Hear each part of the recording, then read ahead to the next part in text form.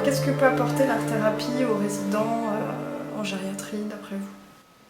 Alors, ce que peut apporter l'art-thérapie en gériatrie et aux personnes âgées, en particulier aux personnes âgées atteintes de la maladie d'Alzheimer, je pense que c'est avant tout d'exprimer une forme de créativité qui est toujours présente tout au long de notre vie et qui, au travers de ces séances, de ces ateliers, permet d'exprimer tout simplement cette créativité. Ce que l'art thérapeute peut apporter de plus, c'est justement d'apporter un côté artistique aux soins. C'est-à-dire que donc on revient à cette notion d'inventivité, de créativité et d'exprimer tout ça. Je pense que l'intérêt d'une équipe multidisciplinaire, c'est justement que chacun apporte sa touche et sa patte professionnelle avec sa teinte.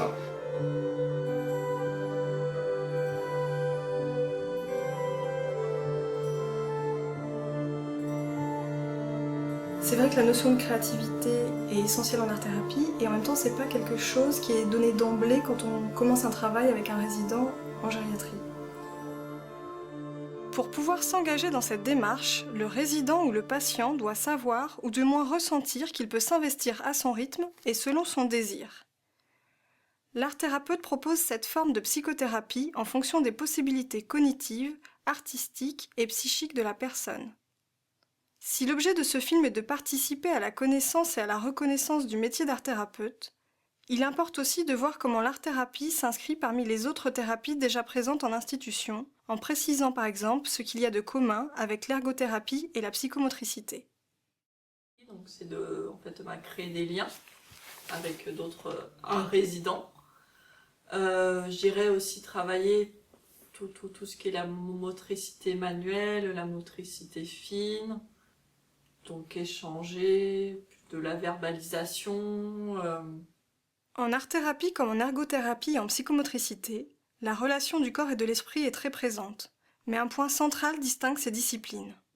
La grosse différence effectivement entre la psychomotricité et l'art-thérapie, ça va être surtout une différence en fait de regard. Et donc le psychomotricien qui va plus porter son regard sur l'investissement corporel du résident, la façon dont le résident va investir son corps, va investir l'espace-temps, va pouvoir entrer en relation avec le professionnel ou avec d'autres résidents, qu'il s'agisse de prise en charge individuelle ou en groupe. Donc en fait le rapport qu'il va avoir au corps, à lui-même, avec les autres et à son environnement. Je pense que l'art-thérapeute, il va plutôt lui être porter son regard en fait sur le processus de création qui va être mis en jeu dans la prise en charge. Donc avec, toute la construction autour de la création.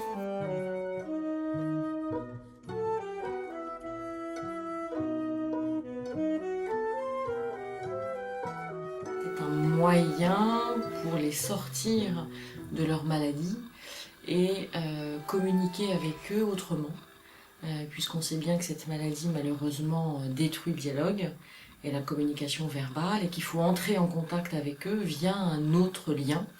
Et donc l'art-thérapie nous permet justement ce lien, alors que pour beaucoup on pourrait croire que rien n'est possible tellement ils sont mutiques ou apathiques.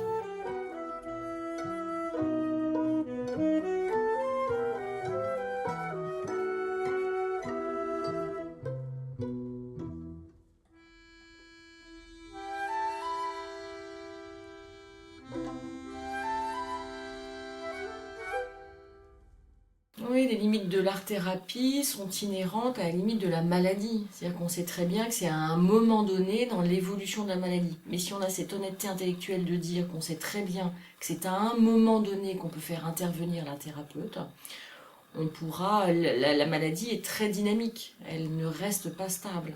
Donc si on a cette honnêteté-là, je pense qu'on pourra. Il n'y aura pas de limite finalement, puisque chaque personne étant unique, la maladie étant unique pour chaque résident, on pourra donc continuer à l'utiliser. Une autre question se pose. Comment faire confiance à un art-thérapeute? Et quelle est sa légitimité, sachant que la profession n'a pas encore de titre officiel? L'art-thérapeute a une place légitime si on lui la laisse. si effectivement on est dans cette dynamique d'approche multidisciplinaire, on n'a pas de thérapeutique, on n'a pas de traitement de la maladie. On n'a pas de traitement de la maladie d'Alzheimer, on n'a pas de traitement des troubles du comportement, on n'a pas de traitement de l'apathie, mais son regard, sa compétence, son professionnalisme nous permettent d'avoir accès à ces résidents alors que nous-mêmes n'y avons pas forcément accès ou alors d'une autre manière. Alors en France, on a, concernant les statuts des intervenants auprès des personnes âgées, c'est très compliqué. D'abord, c'est très récent. C'est-à-dire le statut ne serait-ce que d'EHPAD est assez récent, hein, c'est la loi de 2002 de rénovation de l'action sociale. Effectivement, elle a 10 ans, mais finalement c'est assez récent. Les statuts des professionnels en France sont basés sur des études, sur des effets bénéfiques, on est dans le scientifique, et l'art-thérapie c'est très compliqué. Même dans les thérapeutiques aujourd'hui pour les démences, il a fallu qu'on prouve qu'il y avait un effet global et un effet de maintien de l'autonomie non scientifiquement prouvé par des échelles. Donc effectivement, le statut de l'art-thérapeute est très compliqué à avoir parce que justement, on n'est pas dans cette dimension scientifique. Pour autant, je pense que si l'on continue à prouver que l'on donne moins de médicaments, que les personnes sont présentes, participent à ces séances d'art-thérapie, on pourra, dans les mois, années à venir, créer un vrai statut d'art-thérapeute. La spécificité de l'art-thérapie permet déjà une évaluation des troubles cognitifs et de l'humeur à travers l'acte artistique et la relation au thérapeute. Le raisonnement, la concentration et la mémoire sont sollicités, ce qui nécessite d'observer et d'analyser ces séances au cas par cas.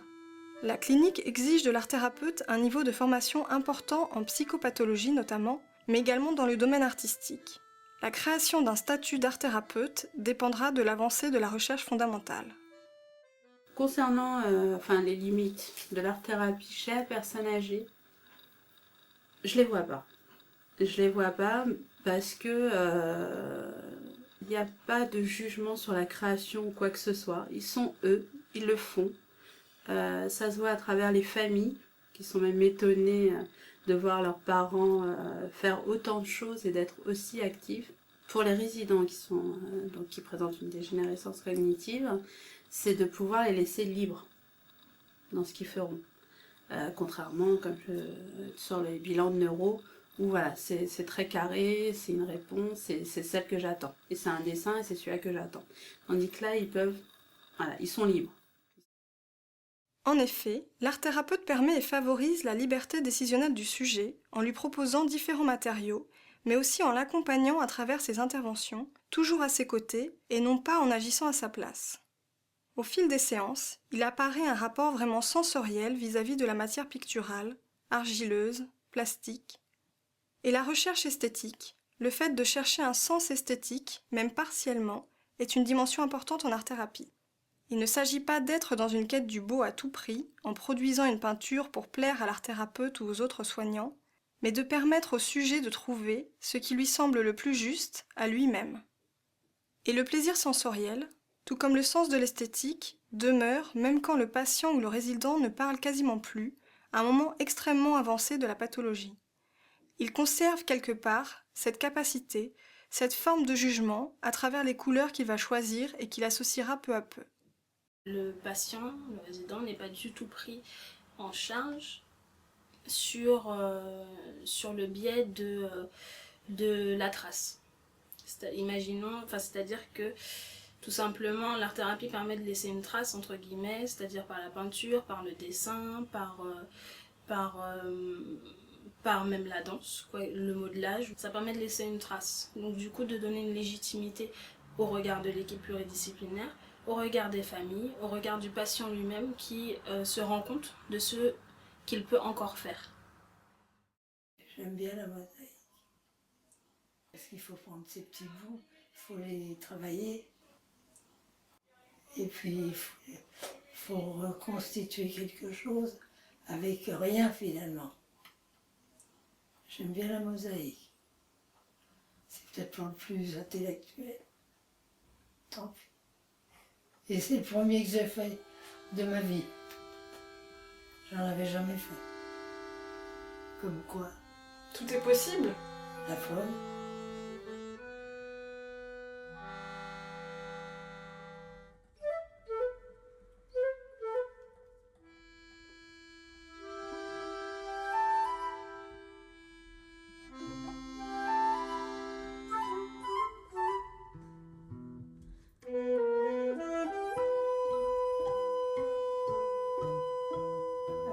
vous êtes dit quand vous avez appris que participer aux ateliers? J'étais extrêmement surpris parce que je lui rends visite assez souvent et de temps en temps, elle a quelques difficultés à nous reconnaître et de se dire qu'elle pouvait participer comme ça à des séances, j'ai trouvé que c'était très intéressant. Le pourcentage de population de personnes âgées va beaucoup augmenter et que ce type de thérapie sera appelé à se développer et que ça permet d'avoir un aspect thérapeutique qui n'est pas négligeable, qui est déjà très reconnu à travers d'autres spécialités comme la psychiatrie. Ça permet aux personnes de s'exprimer sans être jugées ou comparées à d'autres personnes qui paraissent peut-être plus ouvertes et qui participent mieux à la vie en général, mais ça leur permet de faire quelque chose, de ne pas être en échec, de faire quelque chose de personnel. Donc de ce côté-là, je pense que c'est très important.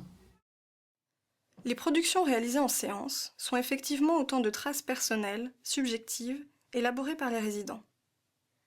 Dans cet espace, ils peuvent se découvrir, imaginer, ils ont à la fois la liberté d'agir et de rêver.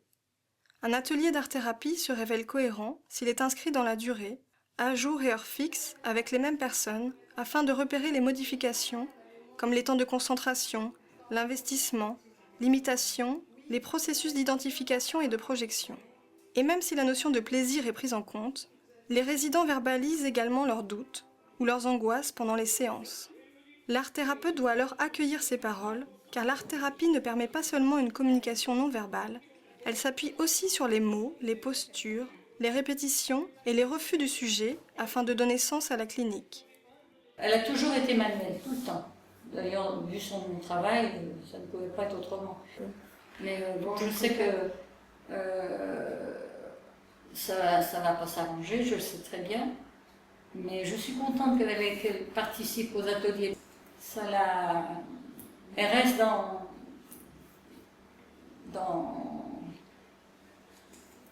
son univers, si vous voulez, mais en même temps, elle a une petite lumière qui est encore là.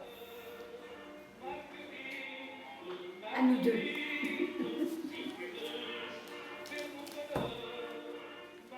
En art-thérapie, la relation est primordiale, car c'est à travers elle qu'un travail de co-construction peut advenir, là aussi où peut apparaître la dimension transférentielle.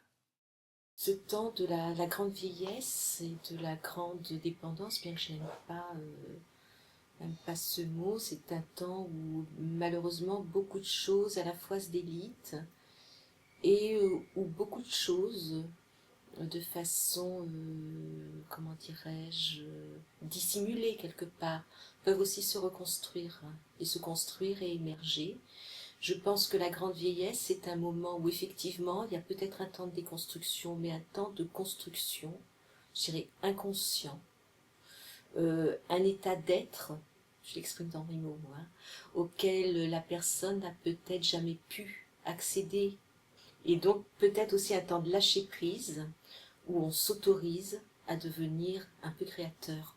Et je trouve que c'est très très beau dans cette dernière étape de la vie où la personne souvent est en situation de communication altérée, que l'art-thérapeute justement puisse faire émerger cette forme d'expression et du coup la remettre en lien avec le monde qui l'entoure, les autres résidents, les professionnels, mais également ses proches, ses familiers, pour que, effectivement, l'ensemble, je dirais, de la micro-société que nous formons, de la société d'une façon générale, puisse poser un regard positif sur ces personnes, en l'occurrence.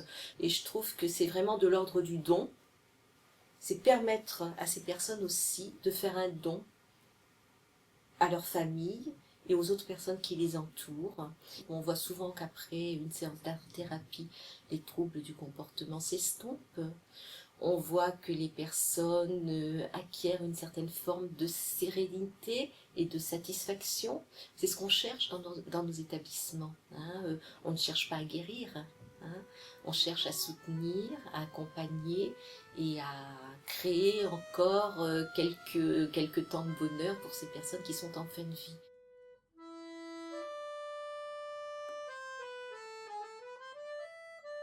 Le devenir des productions importe beaucoup aux résidents. Elles reflètent en effet une part d'eux-mêmes, de leur personnalité et de leur histoire. Alors, ça peut être dans votre chambre, ça peut rester dans le carton si vous voulez, dans le carton à dessin, ou c'est pour vous, c'est à vous. Très bien. Et ça, vous allez l'exposer où? Vous me direz, dans votre chambre par exemple. Ah bon.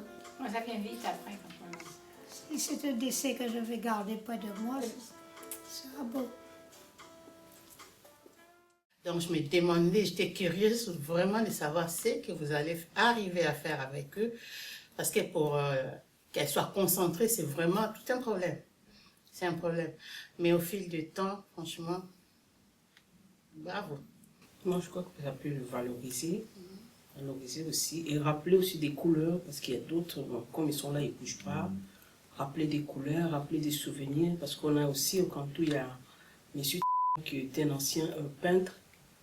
Ça lui a rappelé aussi des couleurs, peinture qu'il faisait. Il y a une dame qui est venue voir sa sœur aussi. Et quand elle a vu ce que sa sœur a réalisé, elle s'est mise à pleurer. Parce qu'elle ne s'attendait pas. Il y a des gens qui croient qu'en maison de retraite, les gens ils sont fermés, ils sont comme ça, laissés livrés à eux-mêmes. Non, il faut qu'ils voient. Il y a des choses qui se passent dans les maisons de retraite. Il y a beaucoup de choses, ils ne sont pas là seulement à rester assises. Ils font des choses, ils apprennent beaucoup de choses. Et eux aussi, ils ont beaucoup à nous apprendre. Quand on les voit faire, on se rend quand même compte que pour eux, c'est quelque chose d'exceptionnel dans la journée. C'est un moment T, c'est pas un moment comme un autre. De plus en plus présente dans les institutions, l'art-thérapie aspire à devenir une thérapeutique aussi nécessaire pour les résidents que sont les soins pratiqués au quotidien par les aides-soignants et les aides médico-psychologiques. Je pense que ça fait vraiment partie dans l'accompagnement global, ça a toute sa place et on ne peut pas le hiérarchiser. Enfin, pour moi, il n'y a pas de hiérarchie. C'est-à-dire que ce qui est apporté le matin en accompagnement, on va dire, de soins à la personne. C'est la continuité. Voilà.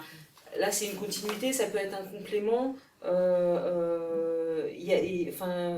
On parlait tout à l'heure d'articulation dans le contexte de la communication, mais là aussi, c'est pareil. C'est un moment qu'on articule avec un autre qui a précédé, un autre qui va suivre.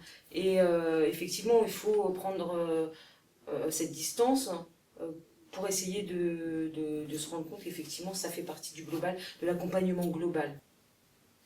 Et ce qui est intéressant, c'est que ça s'adresse effectivement à une population très fragilisée et avec laquelle en fait on est la majorité du temps dans des impasses de communication à certains moments de la journée. Parce que la communication s'établit plus sur les mêmes... sur le même niveau, et donc ça permet de renouer cette communication, de la remettre en...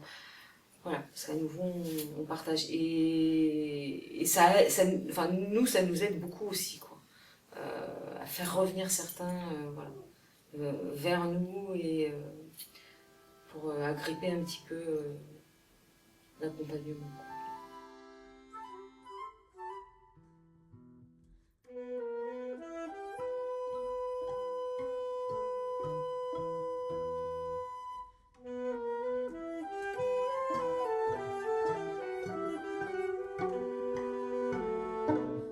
C'est une thérapie. Thérapie non médicamenteuse. Voilà.